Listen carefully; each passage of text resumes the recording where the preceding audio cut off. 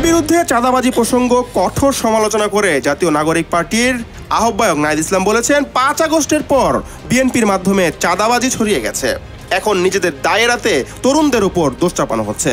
মঙ্গলবার সকালে টাঙ্গাইলের এনসিপি আয়োজিত জুলাই পদযাত্রার আগে এক সাক্ষাৎকারে এসব মন্তব্য করেন তিনি।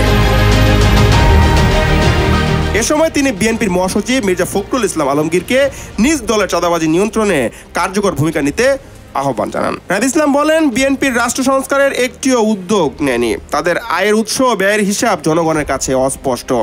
যে চাঁদাবাজির অর্থনৈতিক ভিত্তিতে রাজনৈতিক দলগুলো চলে, সেই অর্থনৈতিক কাঠামো ভেঙে দিতে হবে। চাঁদাবাজির সংস্কৃতির পরিবর্তনে সবাইকে একসঙ্গে কাজ করতে হবে। তিনি জুলাই সনদ প্রসঙ্গে বলেন, শুধু প্রতিশ্রুতি নয়, জুলাই সনদকে আইনি ভিত্তি দিতে হবে। গণভোট বা LFO এর মাধ্যমে তা সম্ভব। পরবর্তী নির্বাচিত সরকারকে এই সনদ বাস্তবায়নে বাধ্য করতে হবে। বলেছেন অর্ণব, নিউজ 21 নিউজ ডেস্ক।